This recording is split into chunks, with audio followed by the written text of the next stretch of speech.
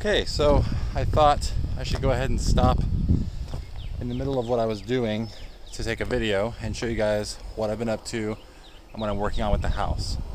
So I'm going to try and start from the street so you can kind of tell what's going on, because we're on a slope and it's really hard to tell if I'm just standing right there. But because we built our house on a hill and on a grade, and on top of that, my builder decided to use base for our driveway instead of something else that wouldn't wash away. By the way, base is a bunch of rock. It comes with this kind of powder stuff with it, and obviously you think when it rains it's gonna wash away. So it does. And this is what happens. You can tell this culvert is already being exposed. And I drove a Camry, so coming over these potholes into my driveway and this dip is already a problem. But on top of that, you're supposed to have at least 6 inches of material above any culvert at a given time. You're not supposed to ever see that rounded bit or see any of the exposed material, which you do. Now, you can see a lot of the drainage comes down mostly in front of the house over here. We've got this little gully area, and what happened over here is that my neighbor, my poor neighbor, we share a property line right here. Everything is washing out over onto her property.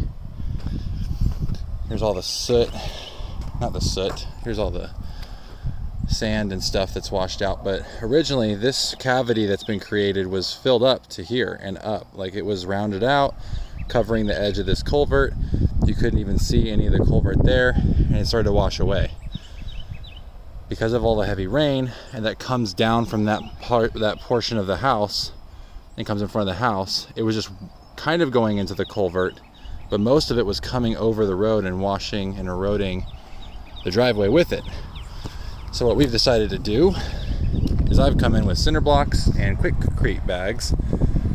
I've dug out and made a level. It's going to come up to there, dug in around the culvert and over, and keeping it level. I'm going to come up level with this tree, filling these concrete cinder blocks with 4 foot long 1/2 inch rebar. So this is about probably 2 feet through the cinder blocks, but there's another 2 feet it goes down into the ground and anchors it into the stone and caliche that we're on. This is freshly poured concrete, still drying. I just did that 30 minutes ago, but this is what it'll look like after it's spent a lot of time out in the sun and started to dry. And I made this rough form out of cardboard and cinder blocks and just filled it in, so that can be touched up a bit. But let me come on the other side and show you. So I dug out a bit here.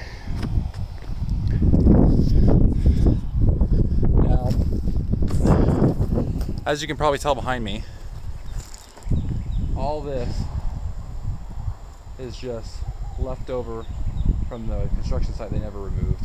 So we're going to try and cover all this area anyways with river rock, which will make it a lot prettier once we've done the driveway, the walkway, everything. We just moved in 3 weeks ago, so maybe not even that. But all the water comes from up over by those trees and then focuses and centers all through here and comes in to that culvert, but mostly was going over the driveway. I dug this area out in front of the culvert and added that deep pocket. Before that, this was all pretty much level and pretty fluid over to the driveway. So what I've been working on is this. Did this all by hand, by myself.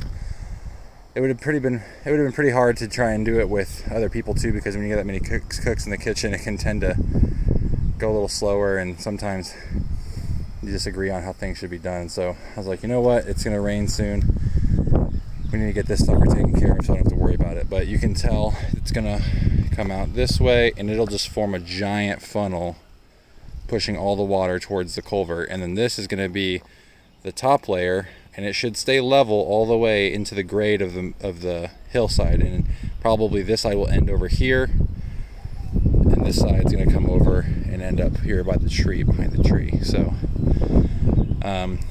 you can see each cinder block is 8 inches by 8 inches by 16 inches long.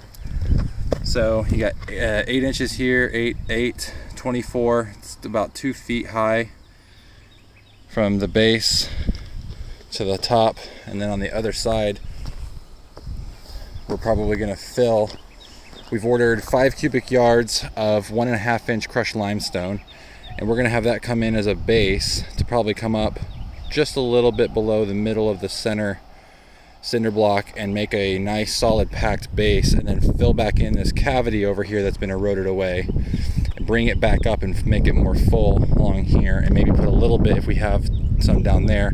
And then we've ordered 10 cubic yards of 3/4 inch crushed limestone that will go over the top, which is slightly smaller rocks that will fit into the grooves of the larger rocks and form a prettier, more structurally sound driveway that should not erode. So we'll be filling all these pockets here. Might come out here and fill some of these pockets out here, because when you're coming up onto our driveway and you hit this sucker, even in a Subaru or a truck, it's just annoying. But right now, that's how the driveway looks. Hopefully it'll look a lot better and it'll be more passable and Amazon delivery driver friendly in the future.